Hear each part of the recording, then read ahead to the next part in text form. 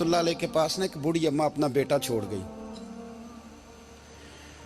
तो हजरत साहब ने कुछ 2, 4, 5 महीने रखा। तो बाद में उसकी अम्मा को बुला के कहा कि भाई तू बेवा है, बेटा तेरा यतीम है, मैं नहीं चाहता कि इसका वक्त ज़ाया हो। ये पढ़ने वाला कोई नहीं, सारे नहीं भाई पढ़ने वाले होते। अब यहाँ वाला माँ बैठे हैं, मैं बेअदब भी ना हो जाऊँ। कुछ पूरे 8 साल लगा के भी आ जाते हैं, सनद भी उनके पास होती है। नाराज ना हो जाना, ये तो सब अच्छे लोग हैं, सनद होती है पर पता कोई नहीं होता। ये आला हजरत ने लिखी है बात, सनद होती है, पूरी डिग्री होती है, उस पर कई लोगों के साइन भी होते। तो बहुत सारे तालिब इल्म ऐसे होते हैं जो मदारस में कहते हैं मैं फाजल फलां हूँ, लेकिन कोई शय पास। तो मौलाना सरदार अहमद साहब मुहद्दिस आज़म पाकिस्तान रहमतुल्लाह अलैह उस बूढ़ी को कहने लगे तेरा बेटा कुंद देना है, पढ़ना पढ़ाना इसने कुछ भी नहीं, तो यतीम बच्चा है, कल को तो कहेगी कि मेरे बेटे ने वक्त ज़ाया किया तो वापस ले जाओ। बूढ़ी अम्मा रोने लग गई, कहने लगी मैं पढ़ाने तो नहीं लाई थी, मैं तो आपको रब का वली समझती हूँ, मैं तो नौकरी कराने लाई थी, नौकरी। हजरत अनस बिन मालिक कहते हैं मेरी अम्मा भी हुजूर की बारगाह में दे गई थी, तो हुजूर की बारगाह में ये नहीं कहा था कि या रसूलल्लाह पढ़ा दें, हाँ हाँ मैं जिम्मेदारी से बात कर रहा हूँ। ये नहीं कहा था हुजूर मुजाहिद बना दें, ये थोड़ी कहा था कि या रसूलल्लाह सल्लल्लाहु तआला अलैहि वसल्लम से मुफस्सिर मुहद्दिस मुहक्किक मुफ्ती बना दें। हजरत अनस की अम्मा कह गई थी सोनिया जब तक ये रहेगा ना आपकी नौकरी करेगा, ये घर के काम काज करेगा, ड्यूटी करेगा, हुजूर ये आपकी नौकरी करेगा। तो मेरे महबूब ने फिर दुआ कर दी, अल्लाह इसे बरकत अता फरमा। तुम समझता है खिदमत वाला खाली रह जाता है? जितना जायका खिदमत वाले को मिलता है, जो उसके नसीब में आता है, वो किसी का नसीब कहां भाई। हजरत अनस कहते हैं हुजूर ने दुआ कर दी बरकत की। मुझे तो खेती बाड़ी आती भी नहीं थी, पर लोगों के बाग में साल में 1 दफा फल लगता था, मेरे बाग में 2 दफा लगता था। हुजूर ने दुआ कर दी अल्लाह इसे औलाद दे। फरमाते हैं मेरे बेटे, मेरे पोते, मेरे नवासे, मेरी बेटियां, फरमाते हैं मैं जिंदा हूं और मेरी 100 औलादे मौजूद हैं। परेशान हो गया 100 सुन के कि बच्चे 2 ही अच्छे, 100 औलादे मेरी मौजूद हैं। हजरत अनस बिन मौलाना सरदार अहमद साहब के पास ना छोड़ गई बच्चा, कहने लगी हजरत जी मैं को पढ़ाने के लिए थोड़ा छोड़ गई हूँ, मैं तो इसलिए छोड़ के गई हूँ कि आप मेहरबानी करें खिदमत कराएं। तो हजरत जी कहने लगे कोई ऐसा काम ही नहीं, खिदमत वाला क्या कराऊं। कहने लगी पट्ठे पवा लिया करो जी। हूँ लड़ पेंदे ने, कहने ने बच्चे काम कर दें मदरसे का। हालांकि अब कहाँ बच्चे काम करते हैं, अब तो गुजर गया दौर, अब तो बच्चे काम कराते हैं। अब बच्चे भी नाराज हो रहे हैं, घूर घूर के देख रहे हैं। सही कह रहा हूँ आपको, बच्चे काम कराते हैं, बच्चे कहाँ काम करते। कहने लगी ये चारा डाले करेगा आपकी भैंसों को। तो हजरत ने उसको कहा कि बीबी चारा मेरी भैंसों को डालने के लिए मैंने बंदा रखा हुआ है, तो तू जा ले जा। कहने लगी हाथ बांध के हुजूर मेहरबानी करें रख ले, चारा डालेगा। और पुत्र तवज्जो से चारा डालना हजरत की भैंसों को। रोने लगी, हजरत ने रख लिया, महीने का खर्चा भी देते। शाम को ना वो सारा दिन काम करता, शाम को आके पैरों में भी बैठ जाता, हजरत जी लाएं तेल थोड़ा सा, पैर ना दबा दूं। 8 साल साथ वाले पढ़ते रहे, ये बेचारा नौकरी करता रहा, मेरा रूप भी नहीं ते मेरा रंग भी नहीं, और मैनू यार मनान दा टंग भी नहीं। कभी कभी ना हजरत बिलाल हबशी फारग होते ना, तो नबी पाक की बारगाह में अर्ज करते हुजूर कोई काम तो नहीं, सारे हो गए, हुजूर जाऊं जरा, चले जाते। एक दिन सलमान फारसी कहने लगे या रसूलल्लाह ये बिलाल कहाँ जाता है। फरमाया जा देख के तो आ। हजरत सलमान वापस आए तो आके रोने लगे, कहने लगे सोनिया जब यहाँ से जाता है ना तो जाके सैयदा फातिमा की चक्की पीसनी शुरू कर देता, बीबी साहबा के काम करने लगता है, घर में जाके स्नैन की ड्यूटी करता है, वहां भी काम यहाँ भी काम।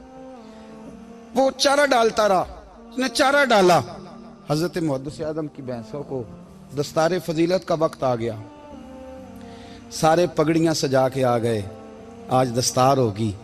ये ना पीछे होके बैठ गया, चूंकि पढ़ा ही नहीं था तो दस्तार का है कि दस्तार तो उसकी जो पढ़ेगा, हमने तो पढ़ा ही नहीं, हमने तो यार पढ़ा, घर पढ़ा, ड्यूटी करी। हजरत मुहद्दिस आज़म रहमतुल्लाह अलैह के यहाँ जब ऐलान होने लगा ना कि अब दस्तार होगी, तो हजरत ने पहला ऐलान उसका फरमाया। तो मजा वाला बंदा कपड़े भी कदी कदी बदल दे ना, वो कहता है जिस हाल में भी था मैं पलट के देखने लगा कि पड़ा पड़ा है तो है, कोई शय नहीं। तो ये माजरा क्या है, पीछे से उठ के आए तो कहते हैं बाकियों की दस्तार किसी आलिम ने की, किसी सूफी ने की, लेकिन ये भैंसों को चारा डालने वाला जब आया तो मुहद्दिस आदम ने फरमाया पगड़ी के बाल को कोई हाथ ना लगाए, ये सारी दस्तार मैंने करनी है।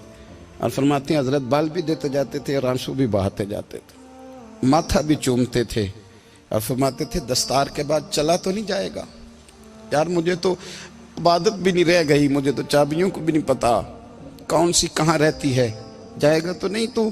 तो रो पड़ा, कहने लगा सोने जाए तो वो जिसके पल्ले कुछ है हो, आता जाता तो है कुछ नहीं, मुझे किसने रखना है, मैंने कहाँ जाना है, इधर कहाँ तो इधर ही रहूंगा। वो उस तालिब इल्म के सारे उस्ताद भाई कहते हैं उसने दस्तार कराई, पढ़ा पढ़ाया कुछ नहीं, पर जो मसला अड़ जाता था ना, वो जो अड़ जाता था ना, वो जाके उससे पूछते थे तो किताबें खोलने की जरूरत नहीं पड़ती थी। हजरत उम्मे सलमा रदी अल्लाह तआला अन्हा कहती है मैंने अर्ज की या रसूल अल्लाह सल्लल्लाहु अलैहि वसल्लम मेरी बच्ची बड़ी बीमार है, तो मुझे किसी ने कहा है ये थोड़ी सी नशे वाली चीज है, ये बना के तैयार करके दो सही हो जाएगी, बीमार है बच्ची तो ये नशे वाली चीज है, इसको तैयार करके दो, थोड़ा नशा है। अगरचे बाज, मैंने शुरू में कहा, बाज लोग मरीज को, सख्त मरीज को ऐसी अद्वियात जो मजबूरी बन जाए उसकी गुंजाइश और इजाजत देते हैं। मोहतात उलमा तो उसमें भी बहुत सारी चीजें पहले बयान करते हैं, लेकिन उसने कहा जी निरा नशा देना है शिफा के लिए। तो हज़रत उम्मे सलमा कहती है मेरे नबी पाक ने मेरी तरफ देखा, मेरी तरफ, तो मैंने कहा या रसूलल्लाह आप क्या फरमाना चाह रहे हैं? तो नबी पाक ने फरमाया उम्मे सलमा कभी नापाक चीज में भी शिफा हुई है, कभी नापाक चीज में भी, कभी शराब और खमर में भी शिफा हो सकती है। शिफा रब करीम ने रखी है पर शहद के अंदर रखी हुई है, शिफा अल्लाह ने रखी है कुरान मजीद में रखी हुई है, तो इसमें भी कभी ये हुजूर ने बयान किया है कि इसके अंदर शिफा हो सकती, तो उम्मत कितनी दलेरी करती है जो ये मशवरे देती है कि उसके अंदर नशा है, शराब है, तो खांसी चली जाएगी तो फलानी बीमारी चली जाएगी। ना आओ इन चीजों पे, ना अपने ईमान को खराबी दो और ना ऐसी बातें करो जिससे कि डायरेक्ट रसूलुल्लाह सल्लल्लाहु अलैहि वसल्लम के वाज़ेह इरशादात की मुखालफत हो। मेरे नबी पाक सल्लल्लाहु अलैहि वसल्लम ने फरमाया, और फिर कुछ लोग कहते हैं थोड़ी पी है जी।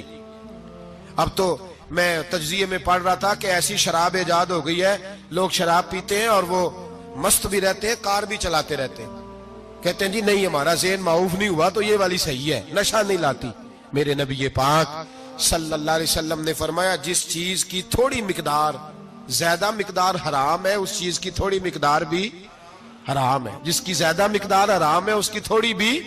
तो खमर और शराब अगर फुल पीना जायज नहीं तो थोड़ी पीना भी जायज, ये हराम है और हराम थी और कयामत तक हराम ही रहेगी। मेरे नबी पाक सल्लल्लाहु अलैहि वसल्लम ने मना किया और हुजूर ने इजहार नापसंदीदगी फरमाया, और मैं 40 दिन तो इबादत ही कबूल नहीं होती शराब पीने वाले जब तक सच्ची तौबा ना करे। ये लफ्ज जब अदा करता हूं तो शर्म से मेरी जुबान लड़खड़ाती है कि यार दरबारों पे भी नशा बिकता है। मैं ये बात कर रहा हूं सूफिया का तर्जुमान, दरबारों पे, मजारों पे, और सज्जादा नशीनों तुम्हें जमीन निगल जाए, आसमान तुम्हें ले उड़े, तुम पर कहर नाजिल हो, तुमने बाप दफन करके तो वहां नशे का अड्डा बना लिया, माओं से बेटे छीनने लगे हो, औरतों के सरों से कपड़े छीनने लगे हो, सुहाग मारने लगे हो, बेटियां और बेटे यतीम करने लगे हो, नशा बेचते हो दरबारों और मजारों पे, ये तमाशा लग गया। आप कैसे करूं ये बात, पर करनी पड़ रही है, मजबूरी है, ये मजमून मुकम्मल नहीं हो सकता। बंद कर दे वो दरबार, हमें नहीं चाहिए जिन दरबारों पे नशा बिकता है। मैं जिम्मेदारी से कह रहा हूं, बात रिकॉर्ड हो रही है। जूते की नोक पे वो सज्जादा नशीन जो उम्मत को ड्रग्स देता है, वो सज्जादा नशीन का डेरा नहीं, वो गंद का अड्डा है, वहां से फैज नहीं मिल रहा, उम्मत की तबाही हो रही है। बता दो, फैला दो, इसको एतराज करना है करो। मेरे रसूल पाक सैयद आलम सल्लल्लाहु ताला अलैहि वसल्लम का दीन जरूरी है, किसी पीर की सज्जादगी जरूरी, बोलिए सज्जादगी जरूरी। बड़ी जिम्मेदारी से कह रहा हूं और नुमाइंदगी कर रहा हूं अपनी जमात की। نہ ہمارے بزرگوں نے کل اس کی حمایت کی تھی، نہ آج کرتے ہیں، نہ قیامت تک کریں گے۔ بند کر دیں وہ دربار اور مزار۔ بزرگ دنیا میں یہ کام کرنے آئے تھے، اور ہماری سوچ اتنی گر گئی ہے، اتنے ہم کمزور ہو گئے۔ کہتے ہیں جب اس کو چڑھ جاتی ہے تو پھر بڑی معرفت کی باتیں سناتا ہے۔ تجھے شرم نہیں آئی یہ لفظ کہتے ہوئے؟ اب نشئی تجھے معرفت سکھائے گا؟ اب تو شرابی سے، بھنگی چرسی سے دین سیکھے گا؟ کہتے ہیں اس نے پی ہوئی تھی، چڑھی ہوئی تھی، بات کر دی تو میرا کام بن گیا۔ اتنی گندی اور میلی سوچ صاحب ایمان کی ہوتی ہے، تو اب نشیوں سے جا کر دعائیں کرائے گا؟ سن، میرے نبی پاک صلی اللہ علیہ وسلم نے فرمایا جو شراب پی لے، نشہ کر لے، اس کی تو 40 دن تک عبادت رب قبول نہیں فرماتا۔ تو کہتا چڑھی ہوئی تھی تو اس نے دعا کر دی، تجھے شرم ہی نہیں آئی بات کرتے؟ حیا ہی نہیں کیا تو نہ جملہ بولتے؟ یہ کوئی تصوف اور طریقت ہے؟ جاؤ اٹھا کے لے جاؤ۔ ایسی کوئی تصوف اور طریقت ہمیں نہیں چاہیے، ہمیں وہ والی طریقت چاہیے جس میں خدا کے قرآن کی بات ہوتی ہے اور محمد مصطفیٰ کے فرمان کی بات ہوتی ہے صلی اللہ علیہ وسلم۔ تو بھائی یاد رکھو، یہ کوئی طریقہ نہیں۔ ایک مزار ہے، مجھے ایک صاحب کہنے لگے آ جائیں یہاں بھی فاتحہ پڑھیں۔ میں نے کہا یہاں کیا ہے؟ کہنے لگے تھے تو بابا جی نشہ وشہ کرتے، پر اب سنا ہے لوگوں کی منتیں بڑی پوری ہوتی ہیں۔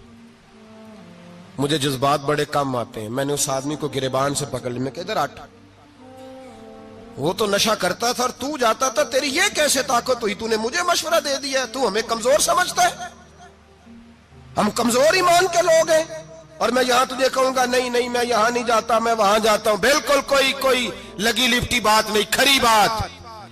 تصوف وہ، دربار وہ جہاں قرآن پڑھا جائے اور رسول اللہ کی حدیث سکھائی جائے، باقی کوئی مطلب نہیں کسی قسم کا۔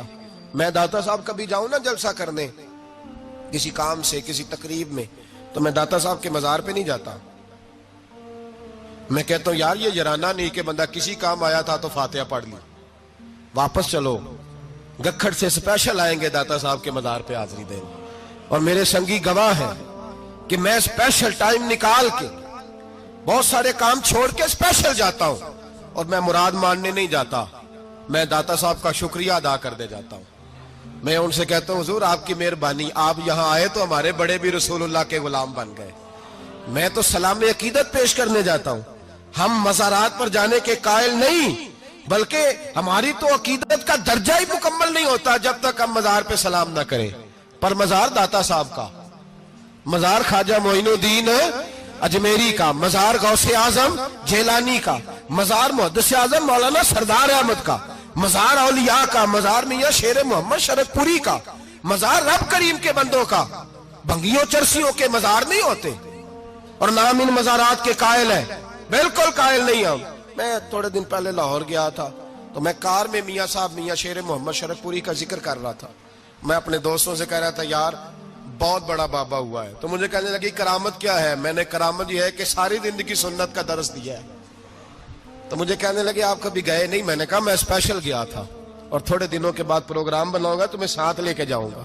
ہم مزارات کے قائل ہیں، حاضریاں دیں گے مزاروں پہ، لیکن بھنگیوں چرسیوں کے مزاروں پر جانے کے قائل ہیں؟ زور سے بولے، یہاں جانے کے قائل ہیں؟ کوئی عقیدہ نہیں ہے ہمارا۔ نشہ بکے گا اب مزاروں پہ، اب یہ تصوف ہوگا وہاں، یہ طریقت ہوگی۔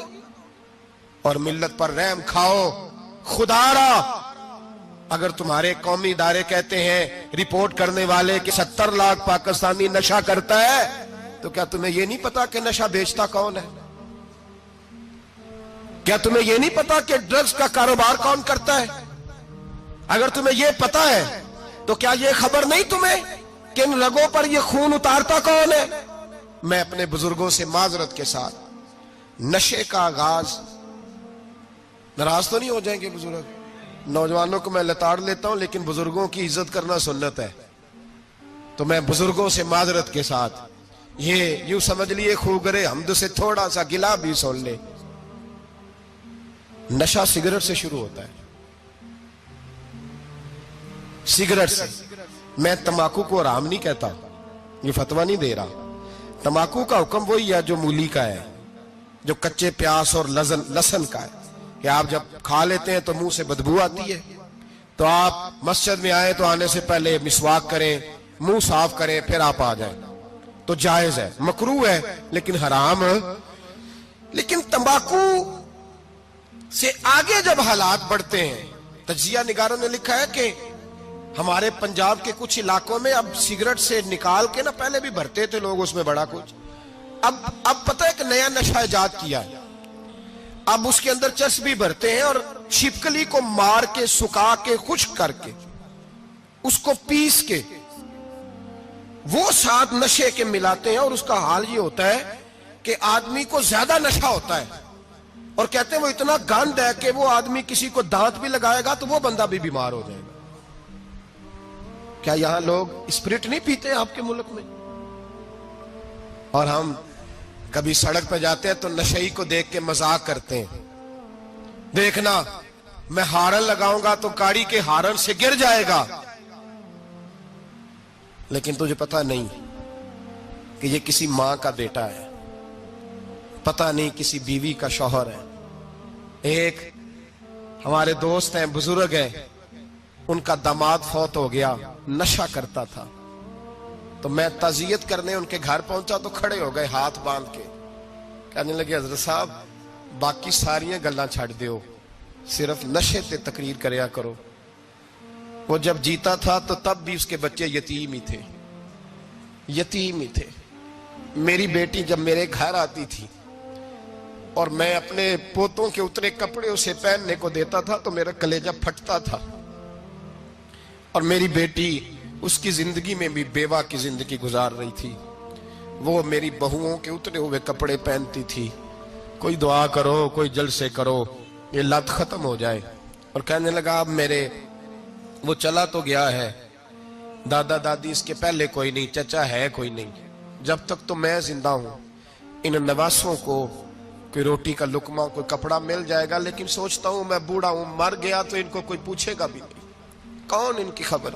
اتنا ظلم اس قوم سے، اتنی زیادتی، اور آرام سے لکھ کر لوگ گزر گئے کہ یہ 70 لاکھ ہے، ان کا درد تو سمجھو، تکلیف تو سمجھو۔ 7 فٹ کا سونا جوان اور نشے کا عادی ہے تو کسی نالی میں پڑا ہوا ہے۔ اور میں نے کہا اس قوم کے ساتھ اس سے بڑا بھیانک مذاق کیا ہوگا؟ کوئی دانشور تھا بڑا ظالم، اس ظالم سے کوئی مشورہ لینے آیا، اس نے آ کے کہا تو بڑا ظالم ہے، بڑے کڑوے مشورے دیتا ہے، میرا ایک دشمن ہے، میں اس سے بدلہ لینا چاہتا ہوں، میرا دل کرتا ہے اس کا بچہ قتل کر دوں تاکہ وہ تڑپے۔ تو ظالم نے کہا اسے قتل نہ کر، وہ تو اس کا باپ 2-4 مہینے رو کے چپ کر جائے گا، پھر میں سخت سزا دینا چاہتا ہوں، مشورہ دے۔ تو اس نے کہا اس کے بچے کو نشے پہ لگا دے، جس کا بچہ نشہ کرے گا وہ باپ روز مرے گا، روز جیے گا، وہ ماں روز مرے جیے گی، نشے پہ لگا دے۔ اس قوم کے ساتھ سب سے بڑا ظلم یہ ہوا کہ ملت کا جوان نشے پہ لگ گیا، ڈرگز پہ لگ گیا، اتنے تباہ حالات ہوئے کہ جوان چڑھتی جوانیاں، اماں نے کتاب دے کے بھیجا تھا، اور کالج سے واپس آئے تو نشے کے ٹیکے ہاتھوں میں پکڑے ہوئے، ٹیکے۔ اور آپ کے اس ملک کے اسلام آباد میں ایک دن میڈیا نے وہ خبر بھی وائرل کی اور وہ چیز بھی دکھائی لوگوں کو، 3 مہینے کا بچہ لے کے نشئی سڑک پہ آ گیا، اس نے کہا میرا نشہ ختم ہو گیا، میرا بچہ خرید لو، 2 پڑیاں دے دو۔